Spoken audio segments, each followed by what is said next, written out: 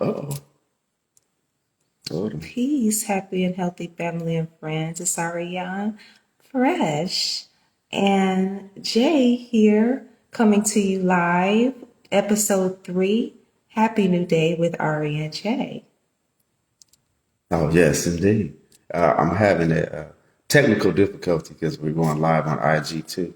So give me 1 second. Yes. Yeah, do you think? So I will begin by asking, and I always have something to do. So I stay busy, right? So just going to work on my elements as always. Opening up this new day.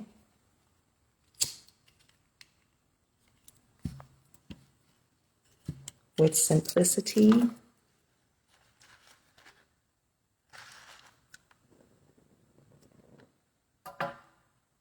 Okay, awesome. And how are we doing, Captain? Oh, it's coming on. Okay, Yeah.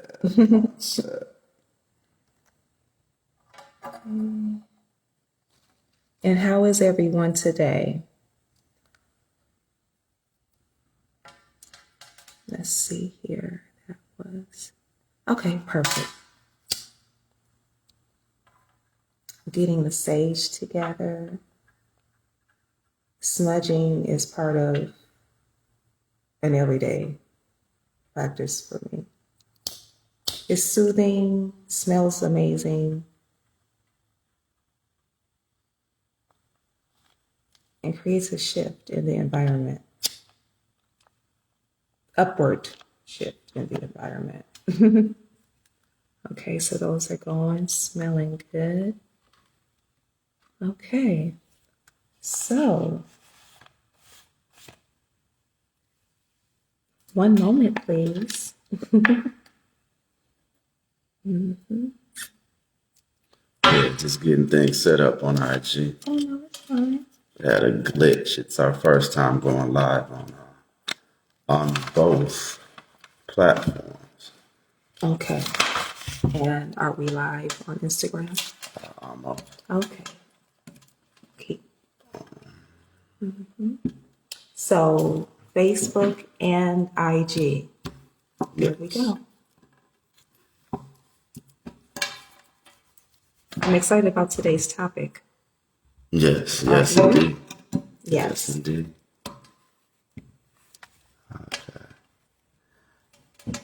All right. Well, guess we're just not gonna go live on IG today. Anyway, Well, let's go. all right, let's get in nice Come on and tight. closer. There we go. All right, there we go. All right, so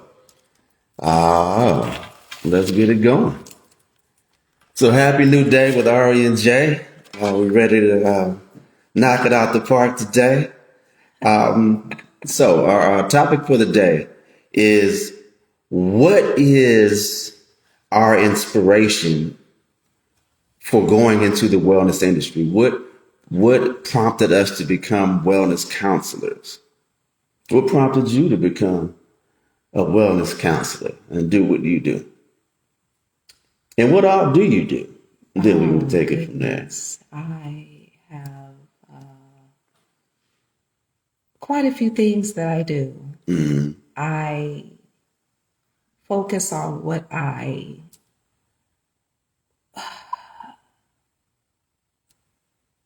love what I do, and I'm really great at everything that I do. It's just certain modalities that I favor over others for whatever reason in whatever season. What prompted me to go into the health field, Wellness, health, wellness, spiritual. naturopath, spiritual, you know, I feel like it is, because learning is ongoing, I feel like it is a cosmic council of elders and of elders and ancestors that have guided me oh, baby, you should do this. You do this so well. Why don't you try this with that? So it's been, or I'll pay for you to go to school to learn this. So I've always had a lot of support from elders in doing what I do. Yeah, everything from foot detox to ear candling, iridology, energy work, period. I love it all. That's what I would say prompted me, on top of wanting to know. After the diagnosis that I received and my decision to stay on the path, the natural path, focusing on nutraceuticals over pharmaceuticals, me being open allowed me to attract several people in my life that, as I was sharing before, guided me into different modalities. Oh, okay. Yeah. Well, my why. I've been in the wellness space ever since I was a teen, when my mom changed over her lifestyle to a certain extent, the best that she knew how, with what she was equipped with. And so that's when all the aloe vera juices came into play, the cod liver oils and the castor oils and the wheat germ in my oatmeal, everything that was totally disgusting, that I loathed. I could not stand, but I grew to appreciate when I became of age. And so that was something that was always a part of my lifestyle since I hit double digits as a teen. And then it showed back up when as an adult. And so my mom, she was my first inspiration. And then my children, in particular, my oldest daughter, she was the catalyst for me to really take it and really become serious within the wellness space. She had an aneurysm when she was 12 years old and had to have emergency brain surgery. And when I found out after the fact, I got a chance to see how the medical system, the Western medical system, is firsthand. I knew it just had to be there had to be a different way to go about doing things rather than chop and remove and then hope that it doesn't happen again. Especially when they couldn't give me any answers as to what was going on with her or what caused the aneurysm. The only thing they could tell me if there was some sort of what was it? The blood vessels had formed in her brain, somehow were tangled or something like that, which made zero sense. Because why would that take 12 years to manifest itself as an aneurysm? And so, and that's when I started to really reach out to different holistic doctors and whatnot to get an explanation as to what happened to her. And and when I actually started to reach out to them, everybody had an answer. And it was all in line and it made sense. And I thought to myself, and no disrespect to anybody in Western medicine, because it has its place, especially for any kind of traumatic situation, car accidents, breaks and things of that nature. But disease in general, it's set up to deal with the symptoms, not the actual cause. And that's where why I really dug deep, because it made more sense to deal with prevention as opposed to correction after the fact. Mm-hmm. And then so then my children, and then from that moment forward, anything that ever happened with them, I always dealt with it holistically first. And I've managed to keep them alive and well and good to go. Even when my oldest daughter when she turned 18, she got a little, you know how it is when you turn 18, you think you know everything and you get out on your own and start burning the candle at both ends and not get enough sleep and not maintaining her dietary regimen. And the aneurysm came back on her. This time, we went to go get her checked out. They verified that she was stable after the bleed. And then 6 weeks later, now keep in mind, she couldn't read. She couldn't, she lost a large portion of her brain functionality when she had the second aneurysm. But 6 weeks later, I instituted a protocol between Dr. Rab, Dr. Goss, and Dr. Sabi. And with three of their herbal protocols. And it was a mixture of the three. And 6 weeks later, she was taking her finals. And so to see one end of the spectrum versus the other, emergency brain surgery, cutting her hair off when she was 12, her having being paralyzed from on her left side, her left arm and her left leg, to being able to this time around 6 weeks later, this time around at 18, she couldn't walk. I mean, well, she couldn't. Her cognitive skills were totally. I want to say probably at about 20% of what their normal capacity could be. And 6 weeks later, she's taking her finals. And so, definitely, that was the catalyst that really took me into the realm of I need to do this on a different level. And so, and then Obalaji Kefren Rust, he's my original spiritual advisor, rest in peace.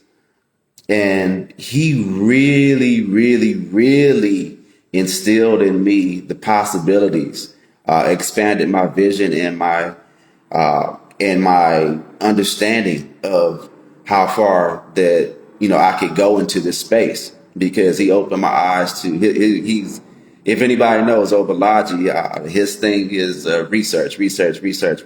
And he's been around the world several times, been there, done that, seen everything, a lot of things that most human beings don't even know exist.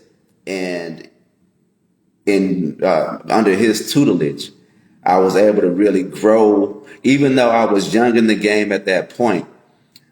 His tutelage really instilled and sowed the seeds in me to allow me to do the things that I do today.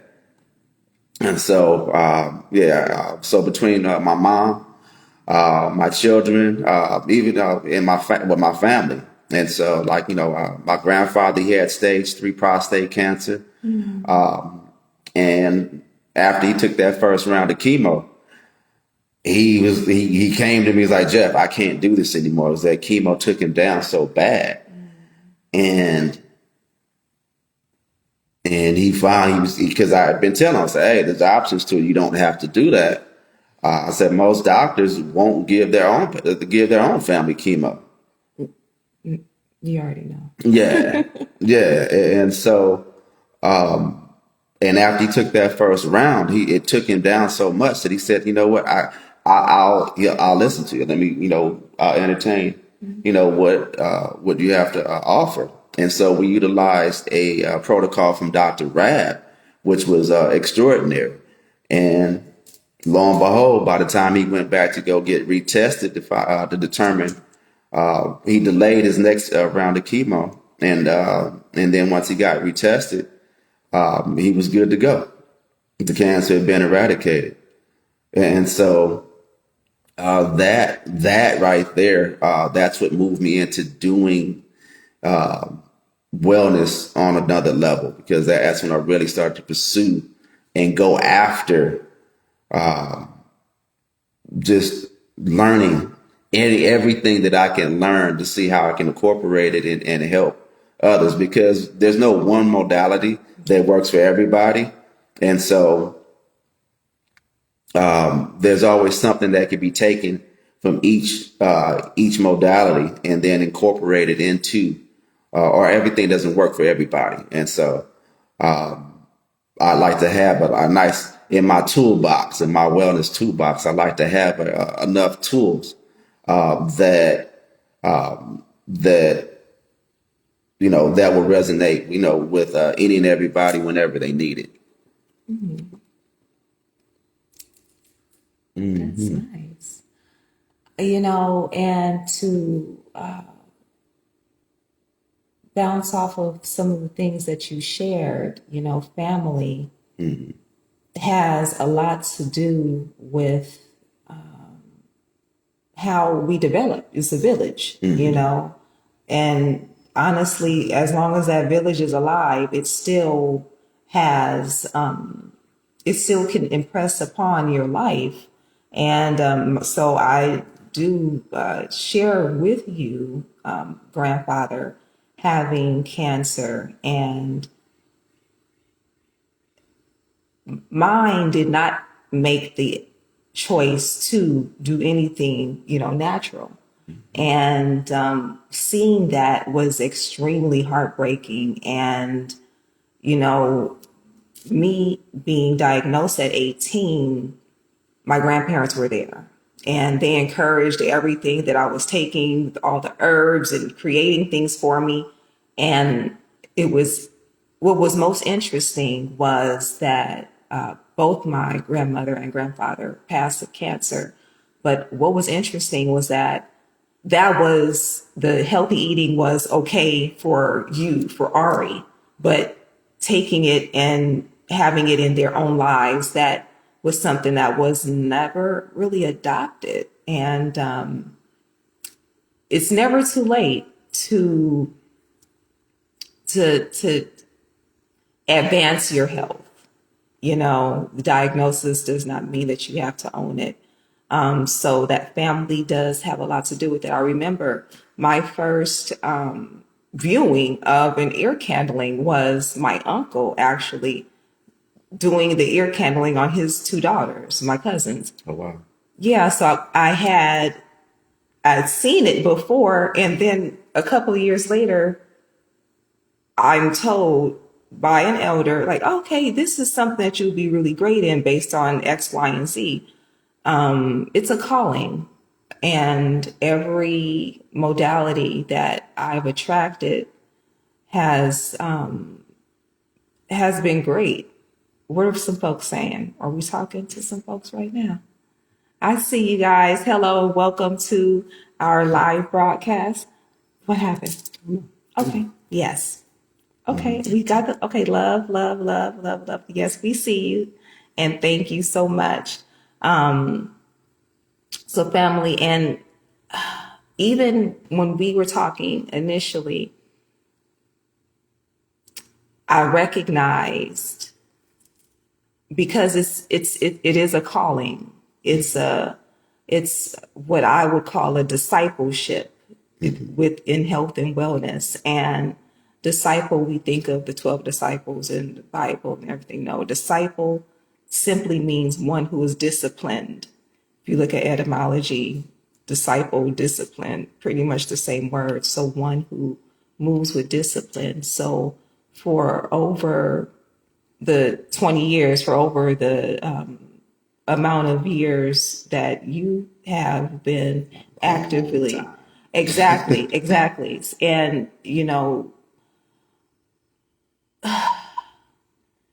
it's a work of love. Yeah, absolutely. It's a work of empathy. It's a work of compassion, and all of these works. So they fit in where they do. No, yes, indeed. And so our mission is to create multi-generational health. I know the common term is, multi-generational wealth, and wealth is phenomenal.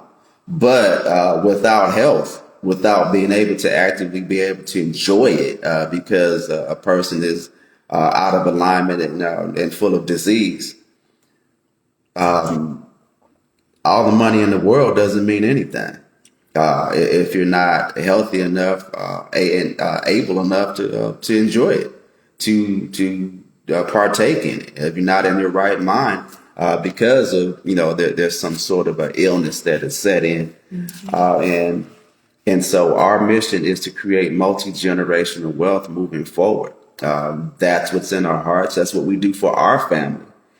because our goal is to break the generational curses that have existed. Because the people say, oh, well, this disease runs in my family and that disease runs in my family. And I'm sick because my mama had this and I'm genetically predisposed to whatever. And I'm like, no.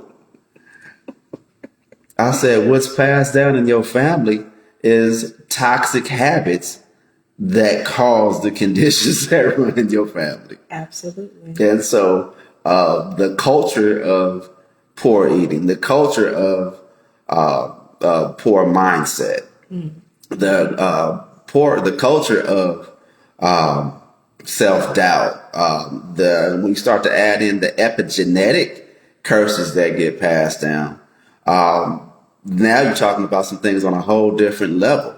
And so that's a whole nother video within itself if you want to get into epigenetics. Because you have stuff that's passed down that you might not even be aware of that even exists. Because epigenetic curses can be passed down for 20 generations. So something that happened 20 generations ago can show up in you right today that you're struggling with in the shadows that you're not even consciously aware of that exists, but you can see it playing out in your family. And so toxic behaviors, toxic habits that are learned from our parents, that they learn from their parents, that they learn from their parents, that have run within the generations before them.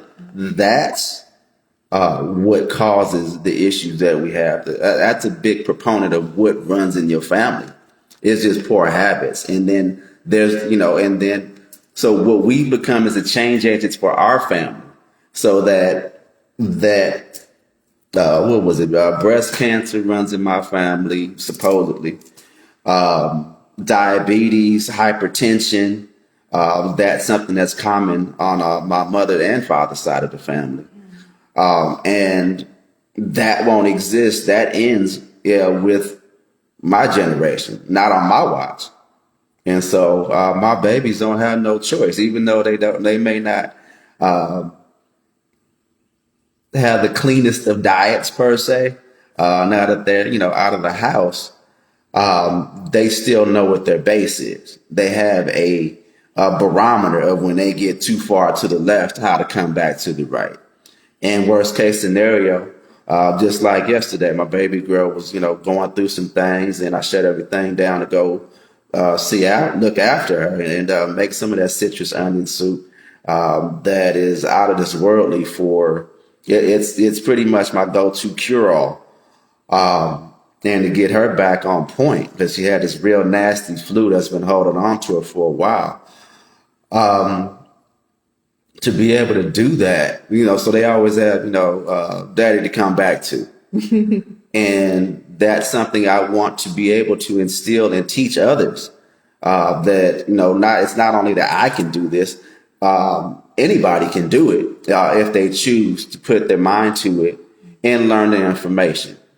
Because health is a lifestyle. Health is a habit. So you want healthy eating habits, healthy lifestyle habits, healthy emotional habits, healthy spiritual habits. That's what's needed to be created. That's the culture that people need to grow up in. And so we become the change agents for our family so that the generations moving forward, they won't have the same issues that we experienced or that we saw coming up. And, it is about prevention as much as possible. And just as you were sharing, people talk about all the time, oh, my grandmother had it, my mom had it. At what point do we become accountable for what we put in our mouths? Absolutely. No one put that bread on your plate, and it's not necessarily the blood that's running through you and the family and what you got from auntie and uncle and everything.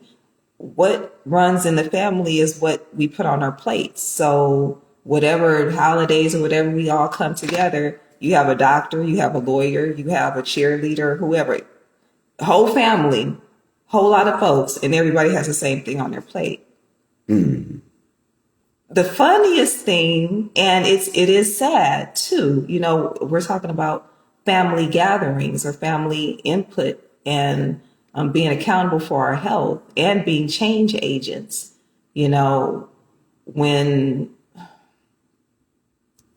we blame another person, blame or use them as a point of contact for the reason why we're not healthy or why we came across a health challenge, you dismiss everything that you have the power over. The doctor doesn't give you anything. They are there to keep you aware of what's going on in you, what's going on with you, and taking that information and shifting the habits, shifting the thought processes. That's totally a me situation, totally a you situation. It's a choice. Agreed. So I will leave you with this. Don't leave me now. No, I'm never leaving you. I'm never leaving you. You're always going to be right by my side.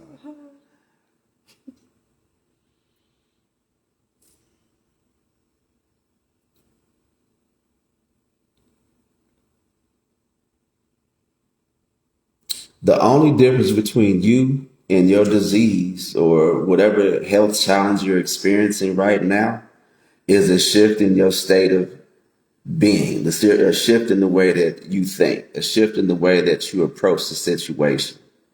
All the information is there.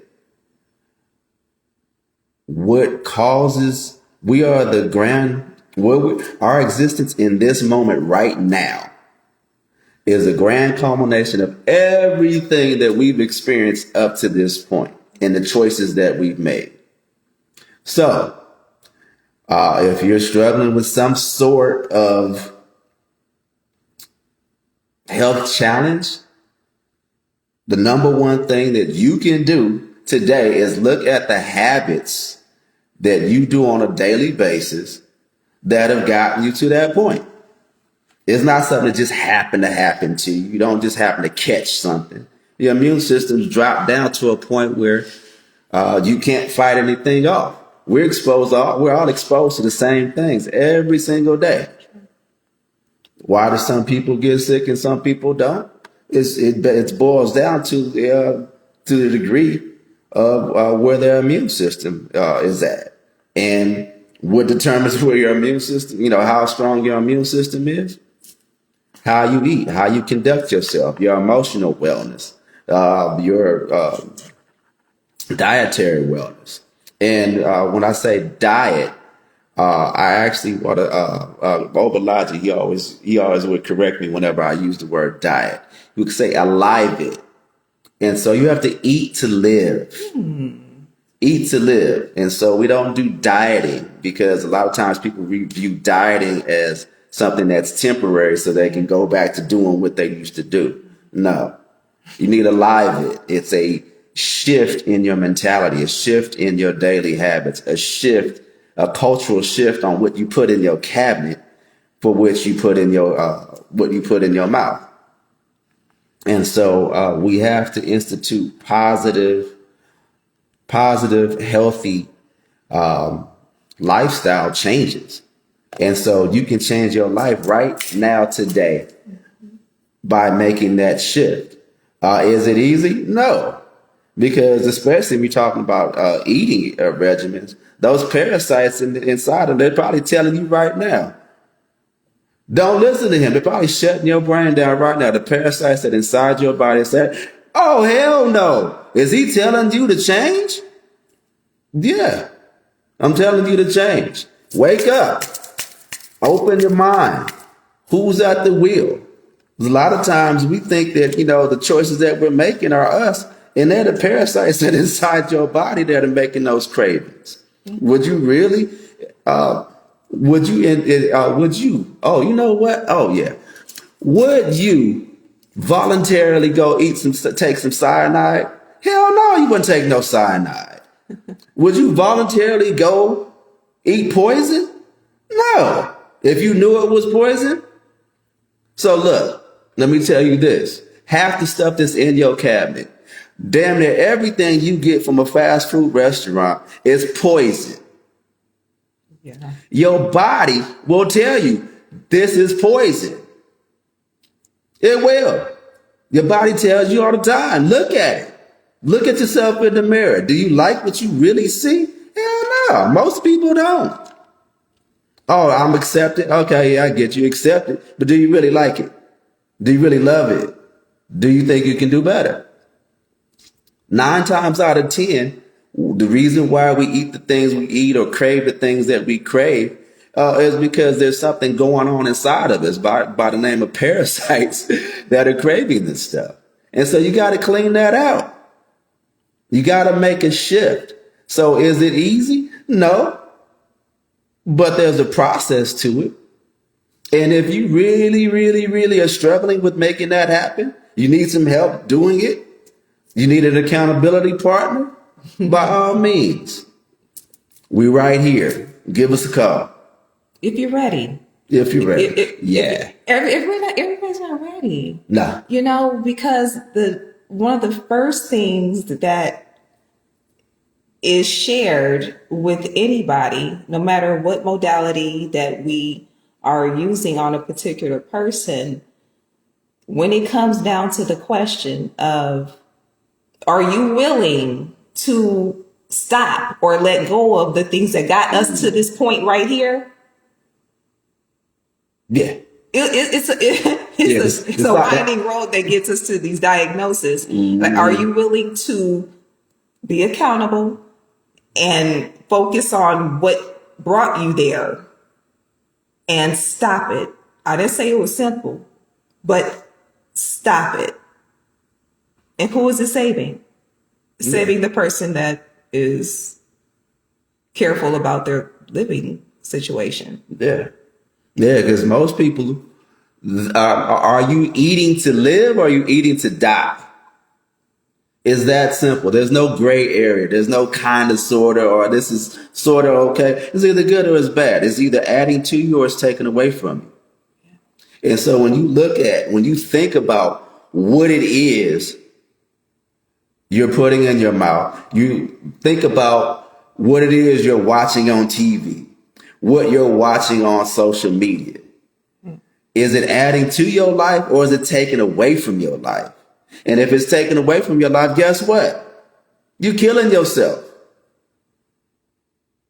It says in the Bible that we're given 125 years. 125 years on this earth. How many people do you know live to be? Heck, most folks don't make it past 65. Did you know that? Especially in our community. Most of our folks don't make it past 65. And if they do, their quality of life is diminished to the point where I wouldn't call that living. Because they're on so many medications. They pumped up to this and pumped up with that. And they didn't have this removed and that cut out and so on and so forth. So think about it. Look at yourself in the mirror. You got to be real with yourself. Do you really want to be here for your kids and your grandkids and your grandkids' kids? Because the stuff that they're putting in these foods today, them GMOs, like I said, genetically modified organisms. You are what you eat. You continue to eat those GMOs and be like, oh, it don't matter. Yeah, it matters. Because it'll catch up to you, and it's happening at younger and younger and younger ages. The stuff that used to happen when people was in their 50s and 60s, I saw when it switched over to people in their 40s. And now I'm seeing it show up in youngsters. Yeah. Like in their 20s and 30s. Having, guts poking all out, bloated, stamina is shot. He just thick. Yeah. She just thick. Yeah. And I'm like, no, you can't move around. and that's becoming commonplace. And so we got to make a change. We have to be a change agent for our families because the foods that are out there, the environment that's out there, what's on the TV, the negativity that exists out there, we're being attacked from every angle. And you have to really think about it. What are you going to do? Because if you're listening to us right now, there's a reason why you're listening to us right now. There's a reason why you're watching this video right now, because it's time to make a change. And we're your wake up call. What do you want to do? You want to continue to live the same lifestyle you've been living and watch your kids live the same lifestyle that they've been living? Oh, that's a whole other subject. Do you want to see your next generations be even worse off than you were? So you got the opportunity now. If you want to make a change, let's make a change. You need some help making a change? Give us a call.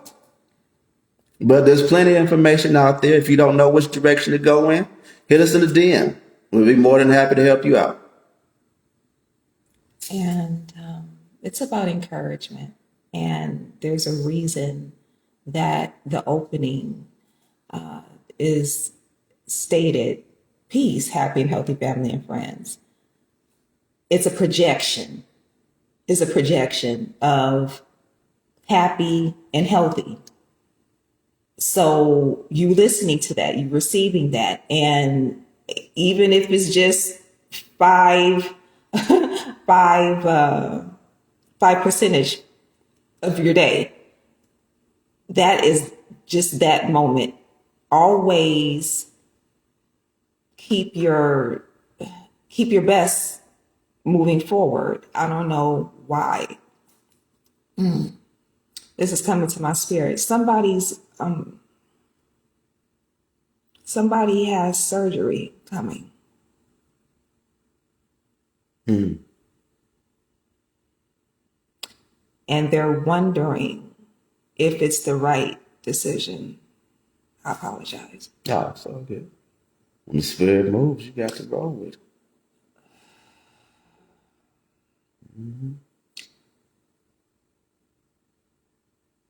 That person, you can inbox me or inbox us. There's a surgery that is on the schedule, and you're not sure if the surgery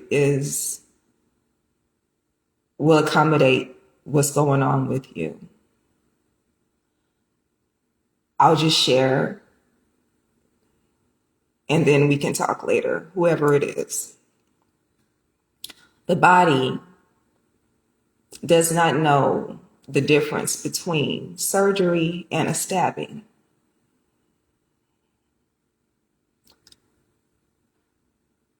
Okay. Yeah, but that is the truth. And whoever's on the fence about a surgery, contact us. Please. I encourage you to contact us. Looking forward to speaking with you. Okay.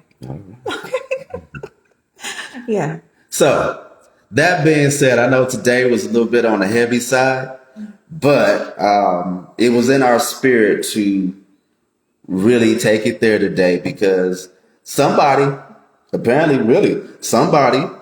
needed to hear what we have to say today. So with that being said, we love you all. Peace and blessings. Peace. Until tomorrow.